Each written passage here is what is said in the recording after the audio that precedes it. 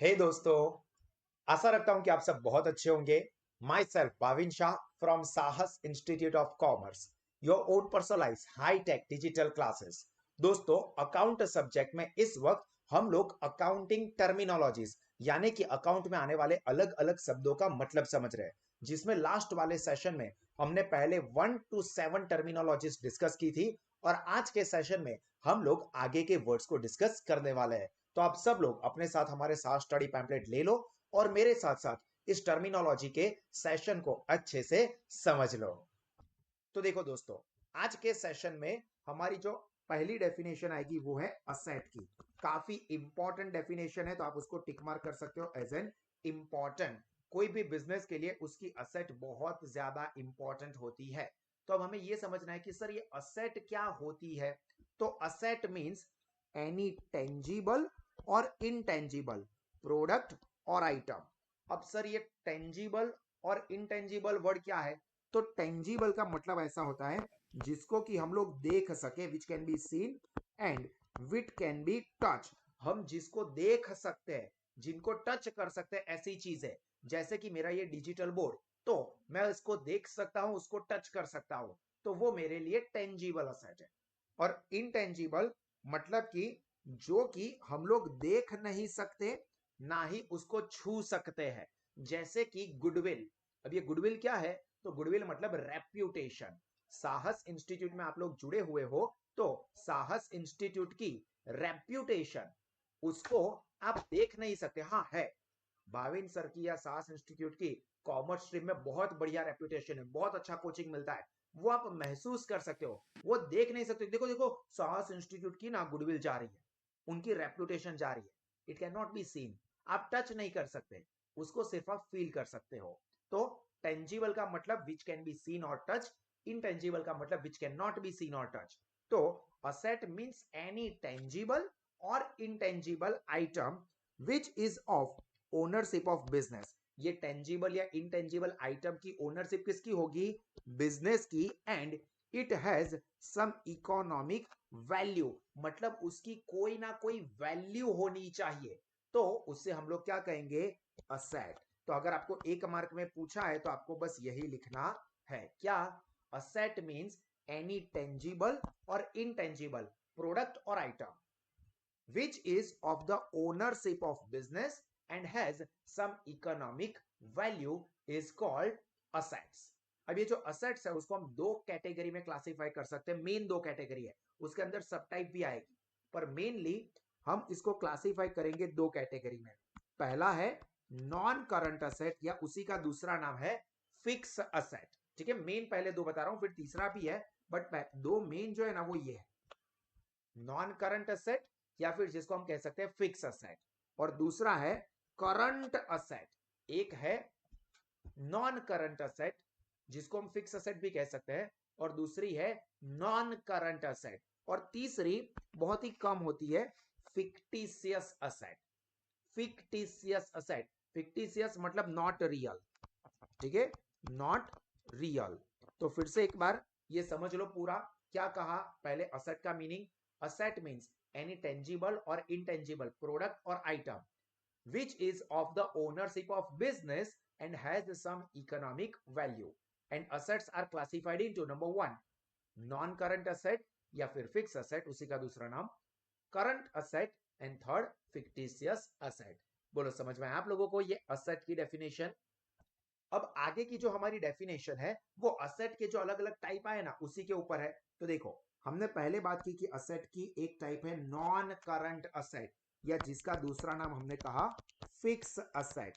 तो non current asset या fix asset किसे कहेंगे? बहुत सिंपल सी चीज है, asset which is held in business. Held मतलब बिजनेस में रखना, कितने टाइम पीरियड के लिए? फॉर मोर देन 1 ईयर, 1 साल से ज्यादा टाइम के लिए जो भी असेट हमारे बिजनेस में होती है उन सब को हम कहेंगे नॉन करंट असेट। फिर से, assets which are held in business for more than 1 year, 1 साल से ज्यादा टाइम के लिए जो भी असेट हम बिजनेस में रखते हैं उसे हम कहेंगे non current asset. So it is also called long term asset या फिक्स असेट। देखो लॉन्ग टर्म, लॉन्ग टाइम, 1 साल से भी ज्यादा है, मतलब ये लॉन्ग टाइम की असेट है, या उसे हम फिक्स असेट भी कह सकते हैं। फॉर एग्जाम्पल लैंड है, या बिल्डिंग है, या व्हीकल है। देखो आपके पास व्हीकल है, या आपके पास मोबाइल फोन है, तो ये मोबाइल फोन मोस्टली 1 साल से ज्यादा टाइम पीरियड के लिए चलते हैं। व्हीकल 1 साल से ज्यादा टाइम पीरियड के लिए चलते हैं।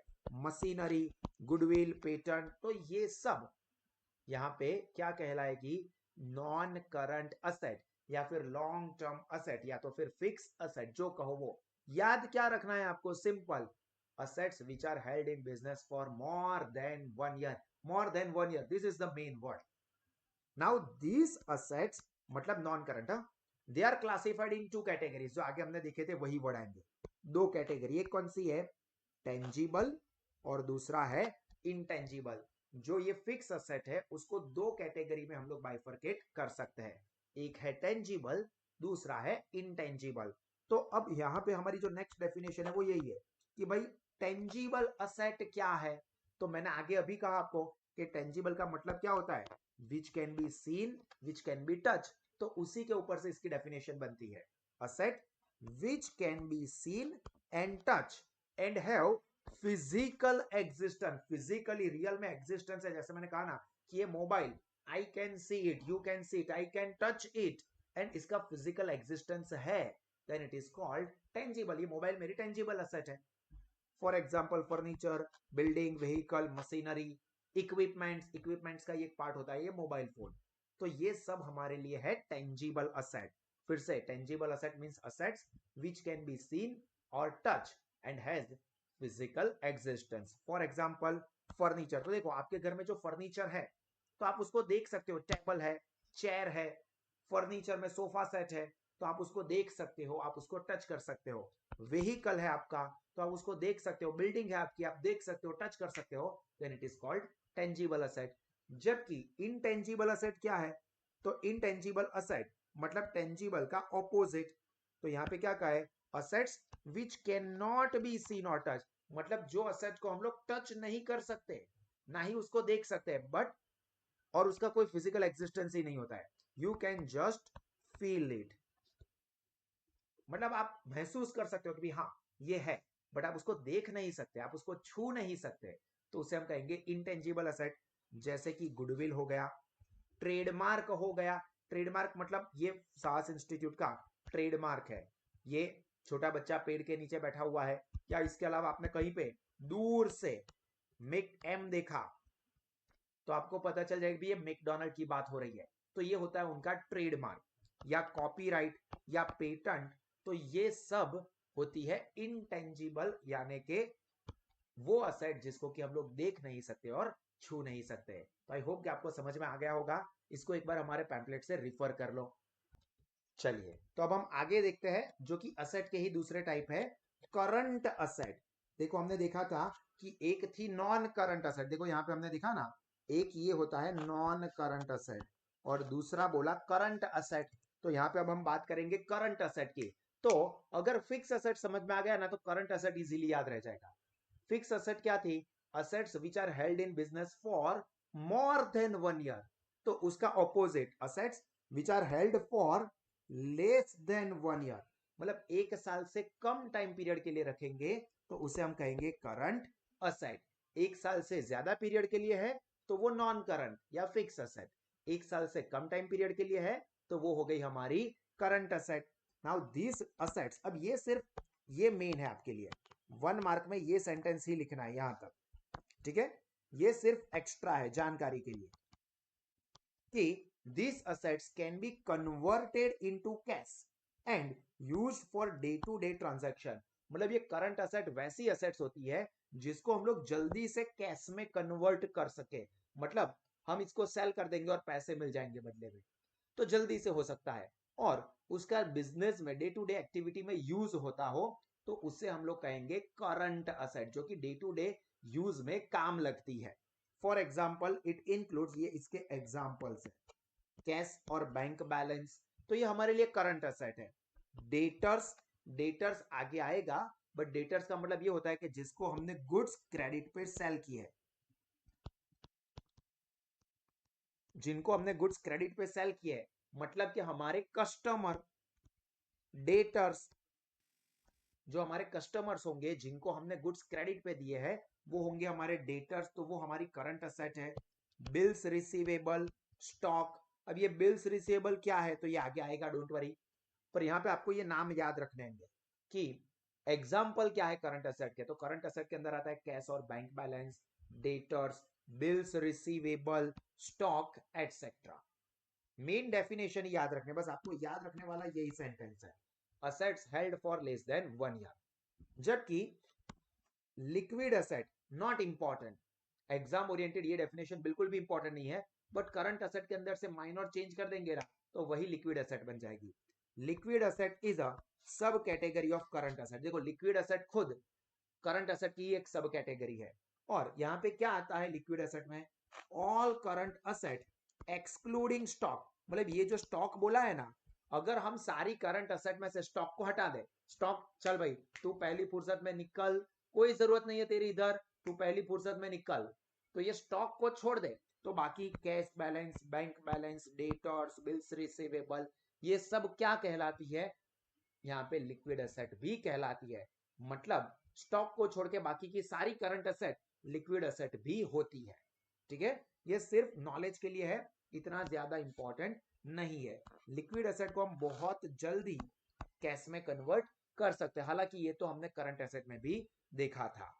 उसके बाद ये वाली डेफिनेशन भी इतनी इंपॉर्टेंट नहीं है, बट समझ लो रियल असेट, रियल असेट मतलब वास्तविक मिलकत, मतलब जो रियल में है। ठीक है, रियल में है, तो देखो real asset means asset that have value in reality, मतलब उसकी कोई ना कोई वैल्यू है। All tangible, intangible and current asset are real asset. तो देखो हमने आगे जो देखा फिक्स असेट में tangible asset, intangible asset, current asset, वो सारी की सारी रियल असेट होती है। क्यों? क्योंकि उसकी कोई ना कोई वैल्यू है, वैल्यू इन रियलिटी। मतलब मेरा ये डिजिटल बोर्ड है तो 2.5 लाख रुपीज उसकी रियल वैल्यू है, तो उसकी वैल्यू है तो उसको हम रियल असेट भी कह सकते हैं। मतलब फिक्स असेट भी कहो पर साथ में रियल असेट भी कह सकते हैं। By selling this assets cash can be converted, मतलब मैं मेरा ये डिजिटल बोर्ड बेच दूंगा तो मुझे 2.5 लाख रुपए या उसके आसपास की वैल्यू मिलेगी। मैं मेरी कार है उसको बेच दूंगा तो उसके बदले में मुझे कुछ पैसे मिलेंगे। मतलब रियल असेट ऐसी असेट होती है कि जिसको बेचने जाओ तो बदले में आपको कोई ना कोई पैसा मिलता है। हालांकि ये डेफिनेशन इतनी इंपॉर्टेंट नहीं है। और इस सेशन की आखिरी जो डेफिनेशन है that is fictitious asset. Fictitious मतलब काल्पनिक, नॉट रियल।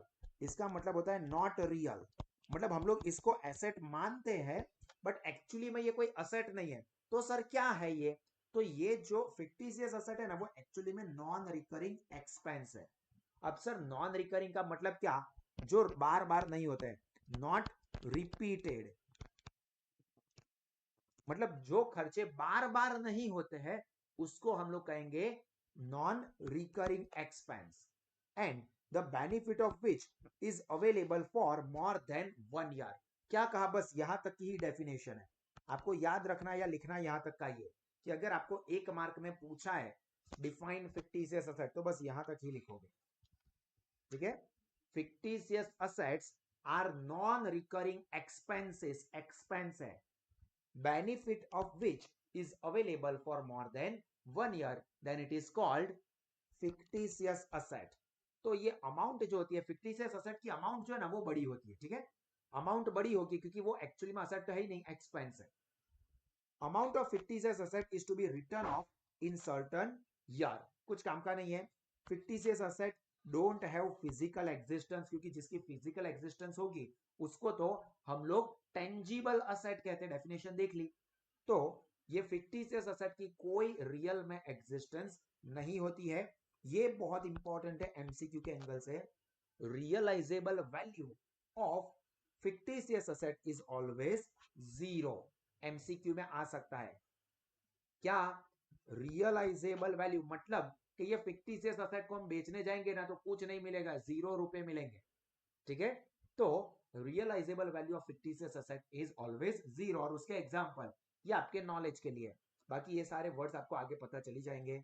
शेयर और debenture discount, heavy advertisement expense या एस्टैब्लिशमेंट एक्सपेंस या लाइसेंस फीस वगैरह खर्चे जो कि एक बार होगा, पर उसका बेनिफिट हमें लॉन्ग टाइम के लिए मिलने वाला है, तो उसी को हम लोग कहेंगे यहाँ पे फिक्टिशियस असेट। तो आई होप कि ये सारी असेट्स की कैटेगरी आपको समझ में आ गई होगी। इसको आप लोग साहस स्टडी पैम्पलेट में इसे अच्छे से रीड करेंगे और उसके बाद अपनी नोटबुक में भी प्रॉपरली लिख देंगे।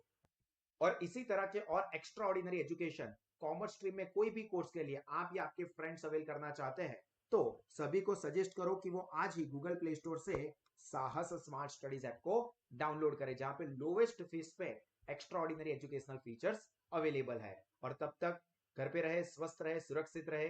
God bless you all. जय हिंद।